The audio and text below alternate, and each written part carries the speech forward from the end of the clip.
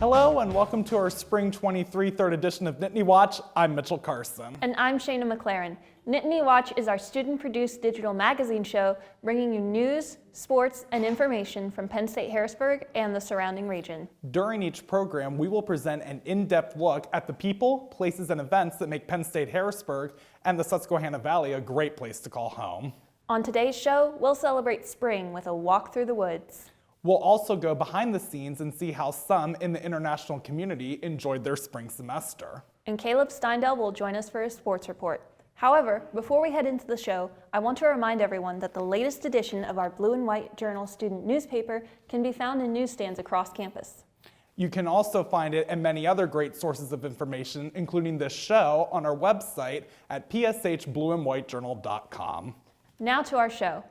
Mitch, have you ever wondered what goes into planning an event on campus and wanted to learn how to do it? You know, I actually have wondered about that. Is there a class that teaches the process? There is. COM 472 Event Planning, taught by Professor Sauterteig, is just the class you want to take if event planning is of interest to you. Reporter Matt Wincoop visited the class and the game night event the class hosted. Get to eat. And people who are fasting get to eat because we don't want them fainting. So. In the class COM 472 Event Planning, taught by Professor Amy Sauerteig, students got a chance to not only come up with an event idea, but also go through the process of planning an event. This semester, the class met Mondays and Wednesdays from 6 to 7:15. During these class periods, the students brainstormed ideas for potential events they'd want to do. The process can be grueling, but the award of a successful event is the ultimate goal of the course. Students Alexa Henry and Katie Leonard explain why they would recommend other students take the class while also providing insight into the process of planning events. I would definitely recommend somebody who wants to go in event planning and wants to kind of give a feel of how the inner workings of event planning kind of go. Because I know I personally didn't realize there were just so many things that went into event planning. We had to make a feasibility statement, we had to make a budget. And I honestly didn't realize how much went into the whole thing, to be honest with you. I recommend that someone takes this class, if they're interested in the whole idea of event planning, if they're detail oriented and goal focused, that kind of thing. They like to be, the one that's behind the scenes doing all of this kind of stuff and planning, and it's something that, they like to take charge, that kind of thing. The event the students chose to hold was a game night that consisted of several games such as cornhole, musical chairs, and jackbox games. The event fundraised money for the We Care Food Pantry. Professor Sauerteig commented on the proceeds going to the food pantry. And this year, somebody in development said to me, you maybe want to look at the food pantry. And clearly it's a problem for students, but it's also a problem of raising awareness that there is actually there are students that really don't have enough food to eat, which is, incredible. A total of $222 was raised during the event. Students were given free admission and food, but had to pay in order to play the games. Winners of the games won several prizes. Professor Sauerteig also provided an explanation of what the course is and what exactly goes into the class. So the class kind of has two tracks. One is that the students will work on their own hypothetical event, right, that they plan out, and they do different pieces of a proposal that runs all semester, and then it culminates in doing the real fundraising event. And I think it's really important for the event that we do here to be a fundraising event, and we've been very fortunate to be able to get some seed money from the development office. For Penn State Harrisburg Student Media, I'm Matthew Wincoop. Thanks, Matthew. Anyone interested in learning the process of planning an event should consider taking this class in the spring. I totally agree. It looks like they had a successful event. Shayna, I have a question for you. Okay, let's hear it. Why be sad and eat when you can be happy and eat? Well, it is getting towards the end of the semester. Be happy while eating food. Why have I never thought of that? I haven't either up until now. Local eatery Frisco's Chicken down in Lancaster County is serving deliciousness alongside happiness with every bite. And as luck would have it, it's only 30 minutes east of Penn State Harrisburg. Huh, well, that's not so bad a drive now, is it? I guess the only thing left to ask is, what's on the menu? With so many tasty food options available in downtown Lancaster, Pennsylvania, Why not take a bite out of happiness? Located just minutes away from the shops at Belmont on Fruitville Pike is none other than Frisco's Chicken, where they are not just serving great food, they're serving happiness. Hola, welcome to Frisco. This Peruvian-style chicken restaurant is the furthest thing from a local fast food joint. As soon as you walk through the door, you're greeted with a smile, the smell of freshly prepared Peruvian chicken, and a variety of menu options to choose from. Our main offering is the chicken.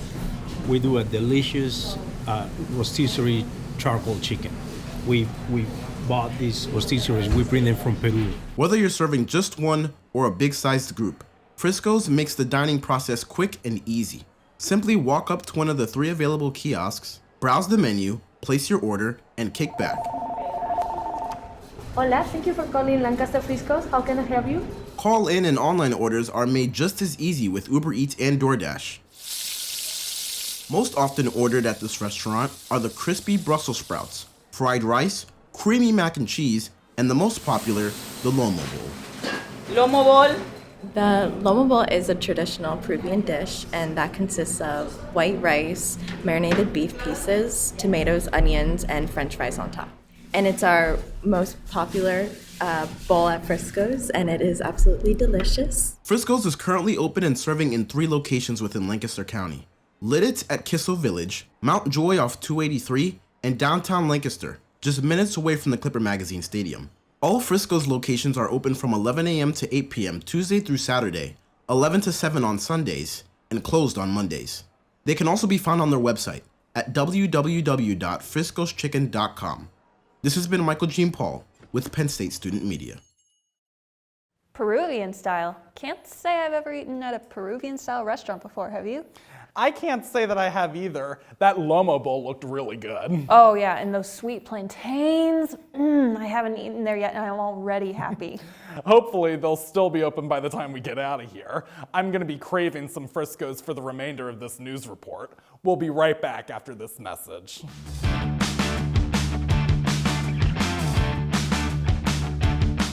So good to see you guys. So, what's up? Oh, we finally bought a place. Holy cow. You seriously have enough saved to do that? We've been putting a little aside each month. Jeez, at the end of the month, we have nothing left to save. Yeah, I have no idea where it goes. Well, you're spending a lot on... Is it good? Oh, God. Oh, how is my account overdrawn? When it comes to financial stability, don't get left behind. Get tools and tips for saving at feedthepig.org. Welcome back. Well, it's only a few weeks until finals and I'm about to stress out. Is there any way to de-stress? Because I really need it. Well, I can relate too. Have you ever heard about the Tai Chi classes on our campus? Tai Chi?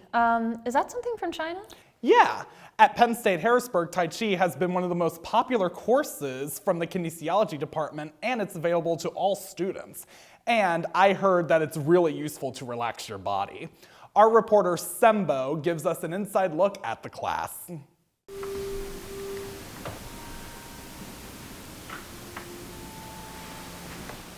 According to the American Psychological Association, more than 60% of college students met the criteria for at least one mental health problem. In Penn State Harrisburg, Tai Chi has been one of the most popular courses for a long time. By learning the basic knowledge and movements of Tai Chi, students are not only able to reduce the mental stress, but also can seek their own balance. I started teaching this class at Penn State about 10 years ago, and I've been studying Tai Chi for about 25 and teaching for about 20. One of the things I like teaching college class is I really try to make my class a little different from other classes that most of my students have. I feel students have a lot of stress, a lot of deadlines, and so I really try to give them tools to help manage stress and deal with these challenges that they have in their life. So I think there's a lot of concepts in Tai Chi that are quite ancient that are really relevant to the modern world. So I really like to introduce those to my students. As an important part of Chinese culture, what Tai Chi contains is more than just exercise. The philosophy of interaction between random and order formed the idea of Yi Qing. Firstly, it's very interesting, I think. And why I choose this course is what I can get is obviously it's learning Tai Chi, but more than that is maybe some choose of lives, like you can see like Tai Chi stuff, like has many balance in it. And if you learn Tai Chi, like it can like slow down a little bit of your life speed. This class also provides a place for students to make acquaintance with other peers who have the same interest in Tai Chi.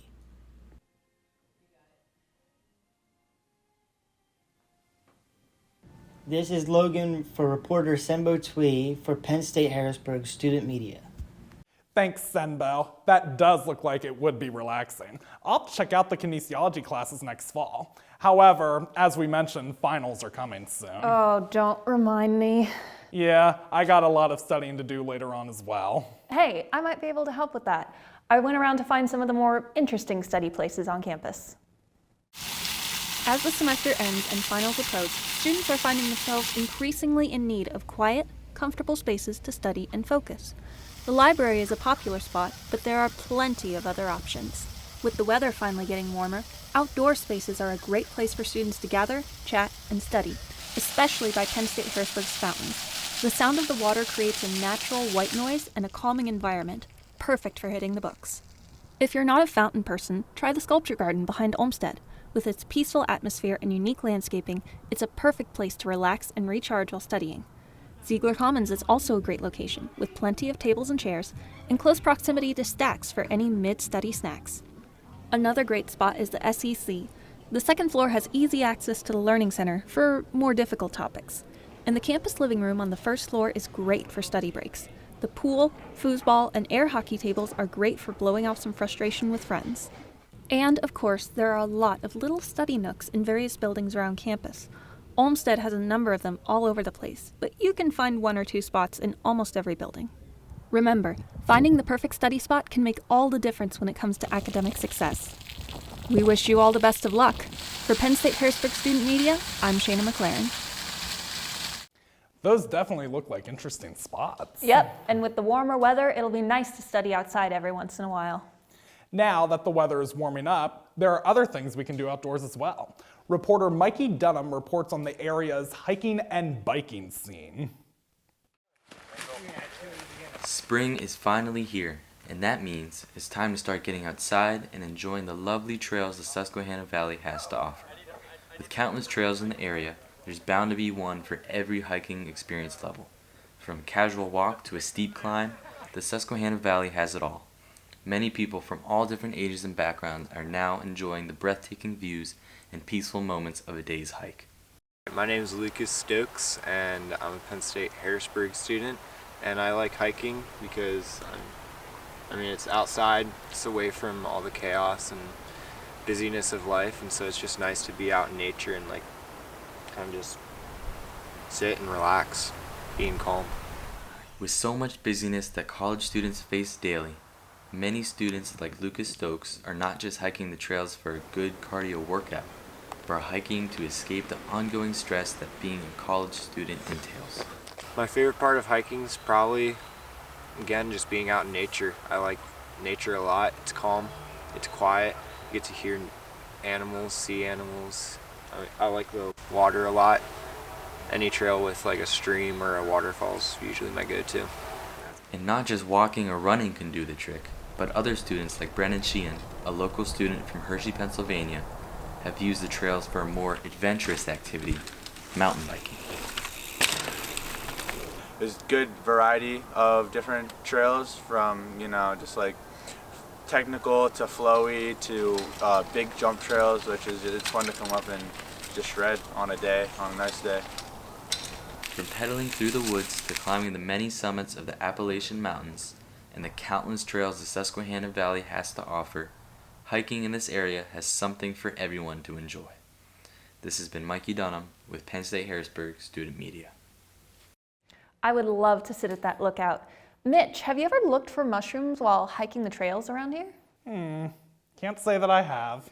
Believe it or not, there are some interesting and edible mushrooms growing in our area, but you have to know what you're looking for. Reporter Michael Hiltz takes us into the woods to look for some of Pennsylvania's wild mushrooms.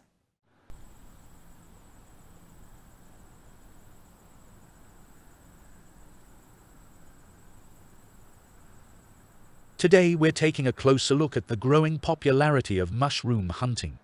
Mushroom hunting, or foraging for wild mushrooms, has been a popular pastime for centuries, but in recent years it has gained renewed interest as people seek out new and unique culinary experiences. We met up with a group of experienced mushroom hunters who showed us the ropes of this ancient art. My favorite mushrooms to look for when I'm hunting in Pennsylvania are morel mushrooms, maitake mushrooms, chicken of the woods. Some of the most sought-after mushrooms include morels, chanterelles, and porcini. These mushrooms are known for their distinct flavor and are often used in high-end restaurants. Morel mushrooms have a nutty flavor that's pretty hard to replicate. They're also very hard to cultivate, so they're pretty expensive, and that's why people often go and forage for them out in the wild as opposed to trying to cultivate them. But hunting for wild mushrooms can be a dangerous activity, as many mushrooms are poisonous and can cause serious health problems. We want to promote responsible mushroom hunting so people can enjoy this activity safely and sustainably. So although it's a little early in the season, you can still find old fungi from last year that's growing on the trail, and that can give you clues to where you might find some fresh stuff later in the season. This here is chicken of the woods, one of Pennsylvania's edibles. It's probably something from last year. We went ahead and knocked it off of this log, so maybe later in the season we can come back and harvest it fresh. These are reishi mushrooms here growing off this hemlock tree. These ones are a little old and dead, but come back later in the spring or throughout the summer and even into the fall, you'll find fresh ones, and they have a beautiful color to them, and they are used for their medicinal benefits. Reishi are particularly good for your lung health and your immune system in general. Mushroom hunting is a great way to connect with nature and discover new flavors, but it's important to approach it with caution and respect for the environment.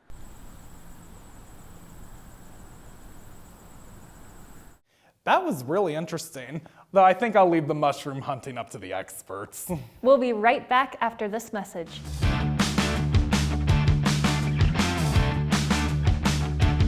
Hey Bobo, do trees tell each other stories? I'm sorry. I'm afraid I don't know that. Hey, why don't we go find out? Listen. Can birds draw pictures? I don't have an answer for that. Dad, do stars visit their friends? Look!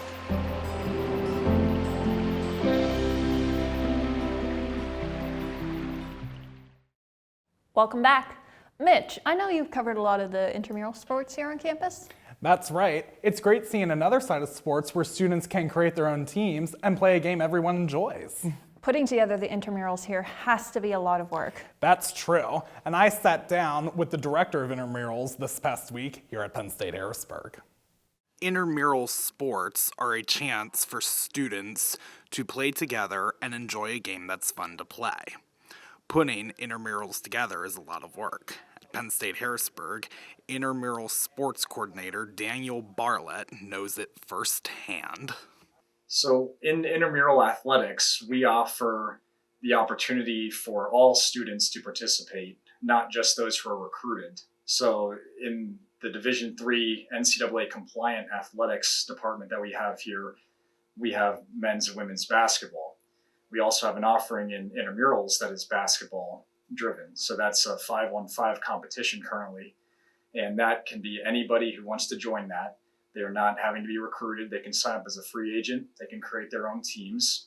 There's no cost involved with that. They just have to sign up for a free imleagues.com account, and at which point they can access any of our sports through that. Bartlett had a wealth of experience before being head of intramurals, and the experience that he has had, he has enjoyed, and has viewed them as a great opportunity. So Rashawn Carlton, the director of athletics here, he gave me several chances here to increase my resume, which came in the form of event operations manager, equipment manager. I was assistant basketball coach, as I mentioned. I was assistant track coach, assistant cross country coach, and all those things kind of started working together simultaneously in various capacities on a part-time basis. And then I transitioned over as the residence life coordinator here on campus. and I was there for 4 years on a contract. With intramurals continuing to grow, Bartlett is looking toward the future. I see unlimited potential in our programs here. The growth really is student driven. You know, whatever they really prefer is what I put on. So that has to be the way that we operate, is student first. And as long as we can provide the resources, and we do have unlimited resources being part of the Penn State system. Mitchell Carson, Penn State Harrisburg, Student Media. That was awesome. It's wonderful that students have the option to do intramurals on campus. And we are grateful to have Daniel Bartlett, or as everyone calls him, Dan, on campus. Well, as we've established, the spring semester is coming to an end, and we will soon be welcoming our next group of students this fall. Do you know there is an active and inclusive international community here at Penn State Harrisburg that all the students are welcome to join? Actually, I don't know much about that. To fill you in, our reporter Rexa went behind the scenes to show us the fun activities they've enjoyed this semester. Get it! Nothing.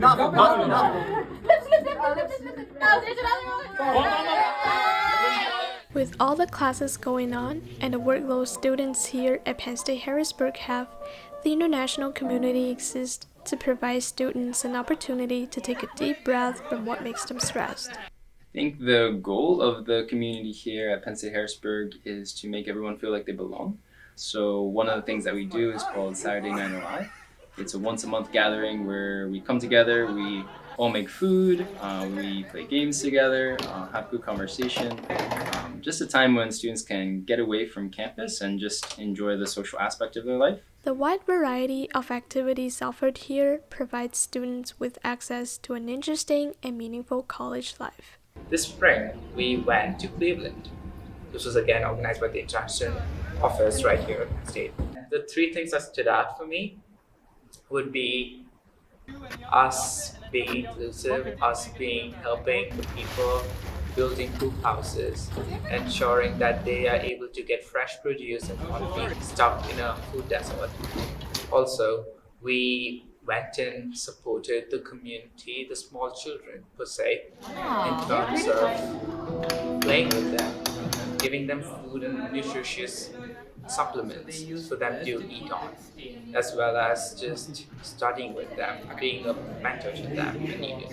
For students, the community has become their second home while studying abroad, and the friends they have made here have become their family. And initially, being away from family, being away from my parents, being away from my siblings was something that was really difficult for me. So coming here, I feel like I built a new family, and everybody in the family is very important to me. And I really appreciate those events. With all the opportunities it provides, the international community has been and will always be here at Penn State Harrisburg to make students feel at home. This is Rexa from Penn State Harrisburg Student Media. It looks like they had a lot of fun this semester. Yep. For more information, please feel free to contact Josh Gray at jdg5662@psu.edu. We'll be right back with Caleb Steindell's sports report after this message.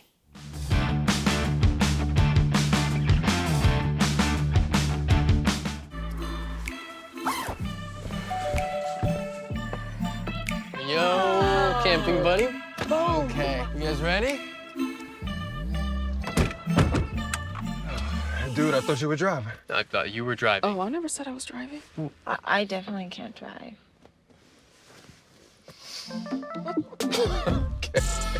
If you're high, just don't drive. It's illegal everywhere. If you feel different, you drive different. Greetings, everyone. My name is Caleb Steindell, and this is your Nittany Watch Sports Report. We kick things off today with baseball, a sport that Penn State Harrisburg has been absolutely crushing lately. I've been out on the diamond to watch their games and chat with some of the team members. Baseball season has been underway since late February, and let's just say that it's a good time to be a fan of the Penn State Harrisburg baseball team. The Nittany Lions are 22-5 with a 12-0 conference record, both good enough for first in the United East standings.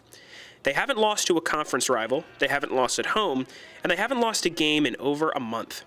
They're currently on an incredible 15-game win streak, and they've outscored their opponents in April by a score of 81-14. I feel like we've stayed focused throughout the season and just kept one game at a time, and we've played together as a team really well. Leading the country in a lot of offensive statistical categories right now, so as a pitcher, that is always a big help because you're usually going out on the mound knowing you're pitching with a lead.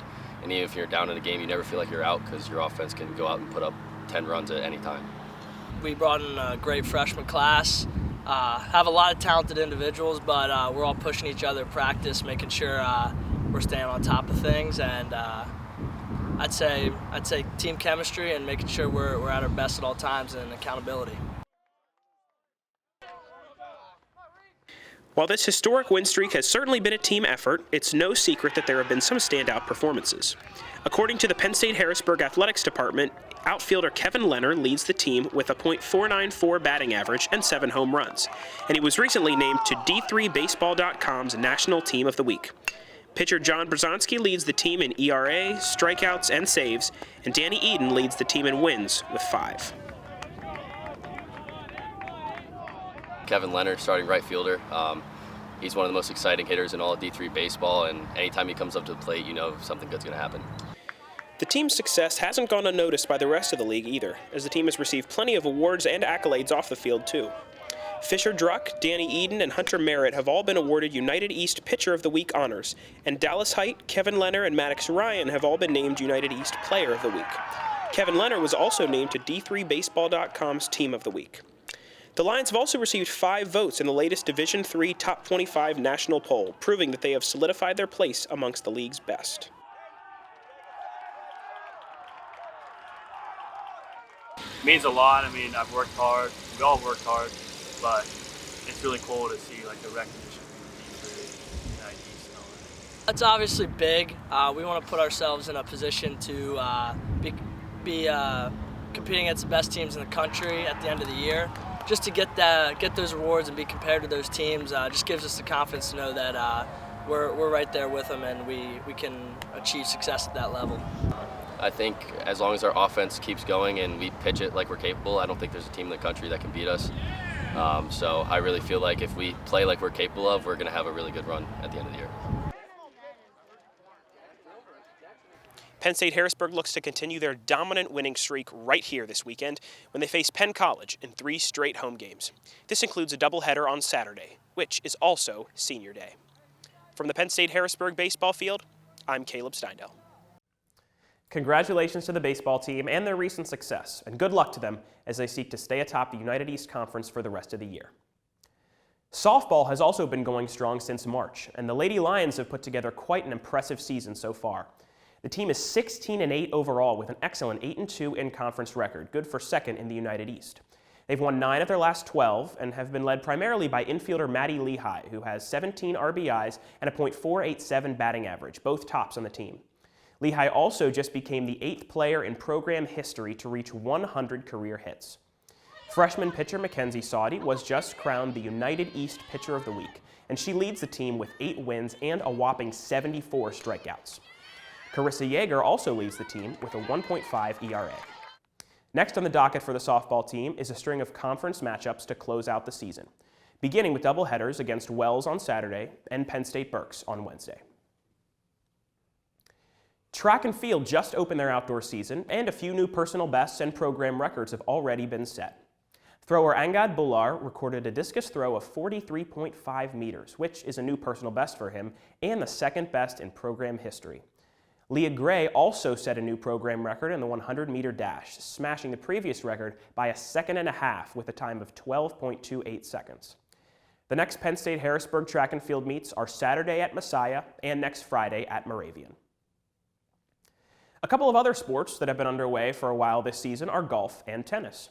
The men's tennis squad is 4-3 and coming off a 9-0 win against Clark Summit. The women's tennis team is 3-4 and coming off an 8-1 win against Clark Summit as well. Both the men's and women's team have a string of upcoming matches against Penn State campuses, including Berks, Abington, and Brandywine. Men's golf started back up at the end of March, and they've had 4 matches so far this year. On March 27th, they put together their best performance of the season, finishing 3rd out of 17 at the Lebanon Valley Invitational at the Lebanon Country Club. Matthew Redmond put together an individual score of 74, just 2 over par, good enough for 2nd overall, and 1 stroke behind the leader. The next golf match is scheduled for April 17th at the Penn State Abington Open. Penn State Harrisburg soccer is preparing for the upcoming season, and reporter Sydney Armstrong has the latest on the women's team's preparation. The Penn State Harrisburg women's soccer team is preparing for its upcoming spring season. This time is used by the players to get ready for their championship season this fall. The goal of the spring season is to get better for the fall season because we only get 1 play day, and because we only get so many practices, it's just putting anything we can in our practice time given into the fall season preparation. The Nittany Lions are looking to improve on their impressive 13-4-3 record from this past season. What makes the season special is that it is broken up into 2 parts. The first part is without coaches. This is due to the NCAA regulations on how many practices are allowed in the spring.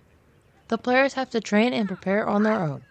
They prepare by incorporating weightlifting, speed and agility, and scrimmages into their schedule. Team-wise, we started working out literally the first day back for the spring semester. So basically the first day of classes, we were in the weight room lifting, and this is all optional. So we lift 3 times a week, and then we play pickup twice a week. The second part is the players' favorite because this includes practices and games. Yeah, I think there's an excitement about spring practice. I mean, it's just been a really long period of doing things on your own, by yourself, without a coach. And I think that experience can be rewarding because it does sort of feel like a grind. The team is playing 3 games this spring, a pair of games versus Eastern and DeSalles on April 16th, and an alumni game on April 22nd. All of these games are being played on home turf, so be sure to catch your Penn State Harrisburg women's soccer team this spring. This is Sydney Armstrong for Penn State Harrisburg Student Media. Thanks, Sydney, and good luck to the Lady Lions soccer squad in their upcoming season. Now, we're not just excited about sports happening this year. Penn State Harrisburg Athletics has just made the exciting announcement that our very own campus will have field hockey in 2024. Field hockey will become the 17th intercollegiate varsity sports program here at Penn State Harrisburg. The program will operate at the club level first and then compete in the NCAA's Division III. Practices and home games will take place at the Penn State Harrisburg multipurpose turf field, and the roster will consist of 25 to 30 players. More information, such as coaching staff and schedules, will be forthcoming, and you can follow the PSH Athletics website and social media for all the latest field hockey news. Moving on from intercollegiate sports, let's take a look at intramurals. Intramural basketball battled it out hard on the courts this year, and reporter Mitchell Carson has a recap on their season.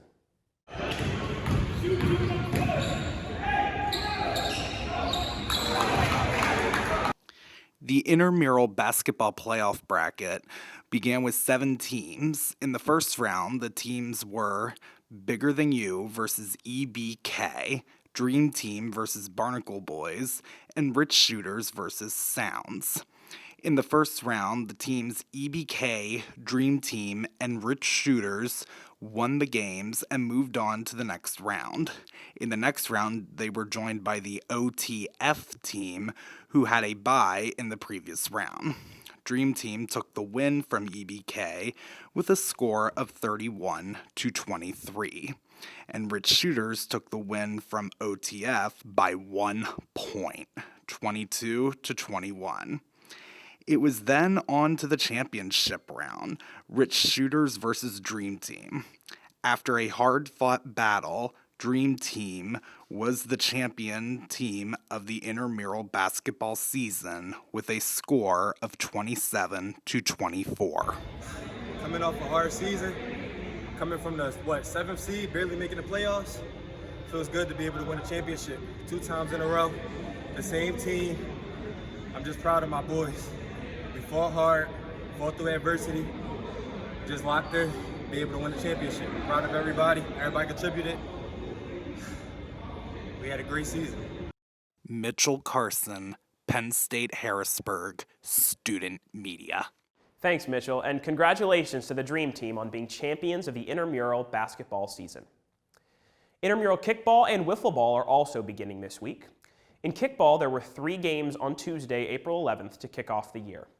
The Sons of Pitches defeated Kicks and Giggles, Sit on My Base defeated Ball Me Maybe, and Abusement Park defeated the Dirty Ducks. Wiffle Ball has a 4-team league that got going this week. Berg Puck defeated JFDT, and Blow My Wiffle Baby defeated Abusement Park.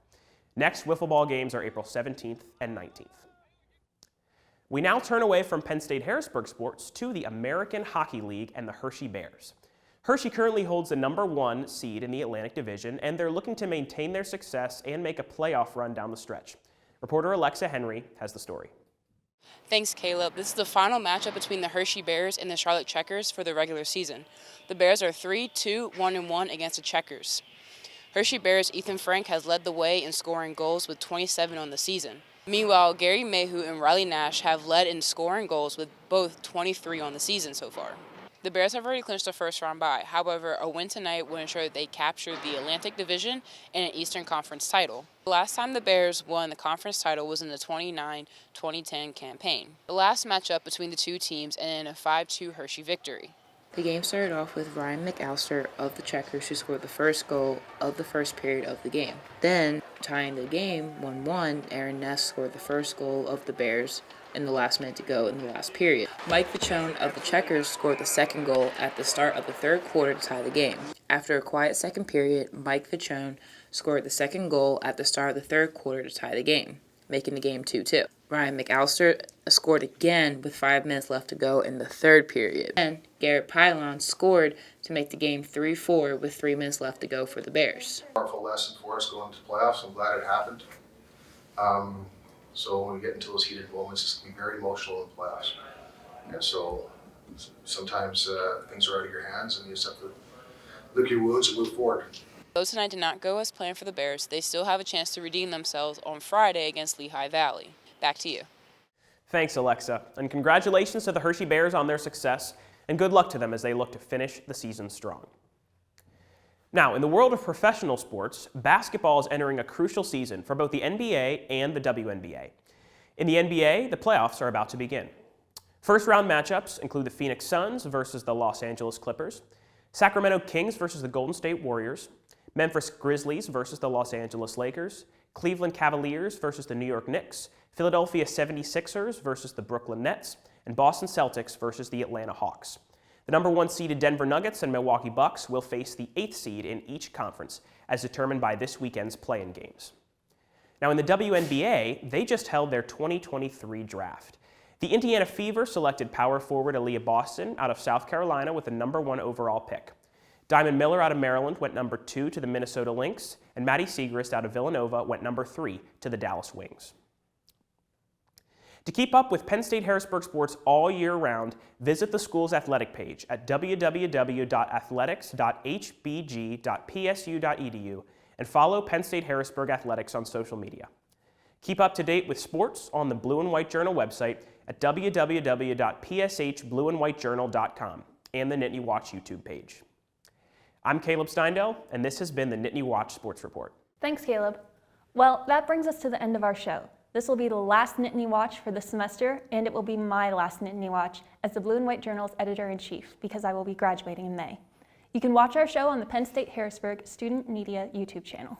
Or check out our link on the PSH Student Media website, pshblueandwhitejournal.com.